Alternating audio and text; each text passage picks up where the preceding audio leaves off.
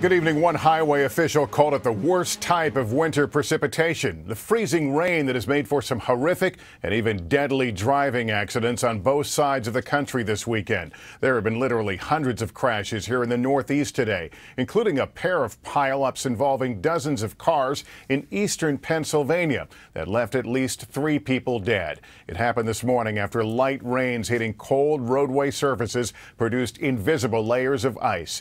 It was the same story in Oregon yesterday, where a huge chain reaction crash left a dozen people hurt and at least one man with a harrowing tale of survival and an image many of us won't soon forget. NBC's Kristen Dahlgren reports. Across the Northeast, this is what the morning looked like. This car out of control down an icy street in New York. Seconds later, a pedestrian goes down. The sidewalk more like a skating rink. Hundreds of accidents clogged highways. Near Philadelphia, more than 50 cars were involved in a chain reaction crash that left one dead. As I hit the car, then the car comes behind me, it hit me, and then I'm spinning around 4 or 5 times. Our NBC affiliate WCAU was at the scene. It took more than 4 hours before even one lane was reopened here on I-76. There were so many vehicles involved in this crash. Rescuers actually brought in a bus to take 3 dozen people who were injured to local hospitals. Icy roads were blamed for 2 more fatalities in Pennsylvania and 1 in Connecticut. This happened very quickly. We went from temperatures in the upper 20s to low 30s, and then rain falling onto that immediately changed it over to ice on the roadways.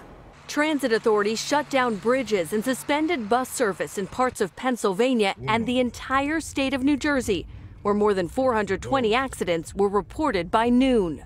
At New York's Port Authority bus terminal, that left many waiting. Well, I asked them an hour and 15 minutes ago, and they said about an hour, and then I asked them about 15 minutes ago, and they said an hour again. And just take a look at these lines. They keep going and going. All of these people waiting to get on a bus. The good news, though, they just found out that the buses are back up and running, and more are being sent now to handle these crowds. It hasn't been just the East seeing problems this weekend. Just take a look at these pictures from Oregon Saturday. That's a Chevy Silverado flattened between those 2 semis, with Caleb Whitby inside. Incredibly, the 27-year-old walked away with just 2 Band-Aids after the pileup involving more than 100 people. I was protected, that's all I can say. I mean, somebody was watching out for me, and I just closed my eyes and hold on to the wheel. And it happened to be that everything in the entire pickup was smashed to the bare rim. An icy mess from coast to coast, leaving many happy to be home safely tonight. Kristen Dahlgren, NBC News, New York.